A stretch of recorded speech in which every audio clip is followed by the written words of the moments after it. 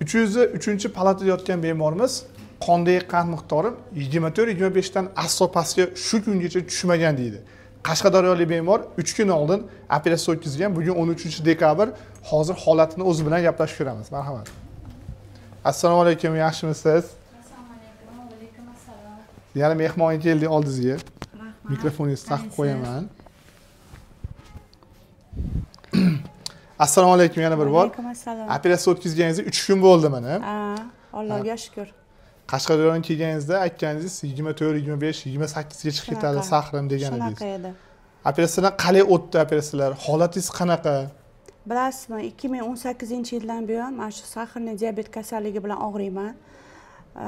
Och qorinda ertalab 14, 16 da, ovqatdan keyin esa 20, 22, 26 darajadagi ko'tarilardi.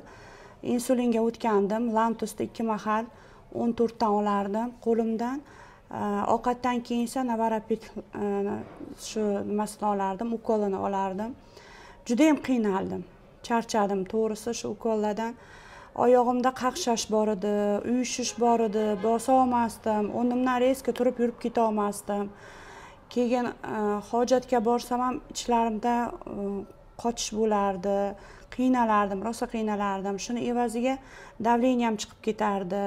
200 gacha chiqdi, 180, 200 gacha chiqdi, pasti 110, 120 gacha chiqardi. Juda ham yomon ahvolda bo'lardim. Har 3 oyda osma olib, mana shunaqa lecheniyalar qilib, avval Samarqandga qatnadim. Keyin taqdir taqozosi bilan bir Instagramga shunaqa kirib, sihat klinikasi haqida informatsiyaga ega bo'ldim. Ko'rib rosa xursand bo'ldim.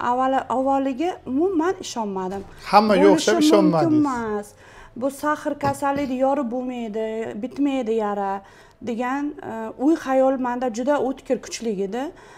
Lekin Allohimga tavakkal qilib Qashqadaryo viloyati Qarshi shahridan keldim. O'zim oddiy muallimman. Hech qanaqa bitta artistlik, hech qanaqa aktyorlik, aktrisalik, hech qanaqa rol ijro etadiganim yo'q. Qarshi shahridagi oddiygina bir maktabda rahbar bo'lib ishlayman. Xursandligingizdan ming rahmat. Juda ham xursandman. Shunaqa endi natija bo'ladi deb o'ylamagandim. Bugun necha chiqdi shuni ayting. Bugun 7talab sahrni insulin olmayapsiz. Yo'q, insulinlar. Do'stlar, mana insulinda qiynalib yurgan odam hozir hammasi qoldi orqaga, Xudoga shukr. ko'z tegmasin. Alloh shifo bergan rost bo'lsin. Shifo Allohdan.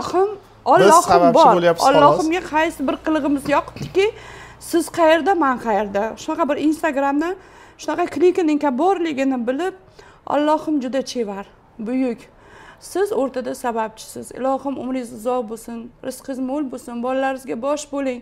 Bizadagidan kasallarning hammasini dardiga shifo bo'lib, ilohim mana shu oq kiygan xalatlaringiz doim beg'ubor bo'lib yursin. Sizlarga ming rahmat, ta'zimdaman. Sizga ham rahmat, shifo topganingiz rost bo'lsin. Azizlar, sizlarda ham qandli diabetning ikkinchi turi bo'lsa, yoshinglar 60 ga to'lmagan bo'lsa va qon tahlillar biz xohlagan, biz talab etgan standartga javob beradigan bo'lsa, bizni bemorimiz demayman, endi mehmonimiz deyman, chunki qandli diabetdan xalos bo'lyapti. Sizlar ham bizda 3000 nafar bemorimiz singari qandli diabetdan xalos bo'lishlari mumkin. Andijonda sihat klinikasiga murojaat etinglar va operatsiya haqida va kimlarga bu operatsiya mumkinligi haqida to'liq ma'lumot olishlari mumkin. Quyidagi raqamlarga bemalol qo'ng'iroq qilinglar. Xayr, salomat bo'linglar.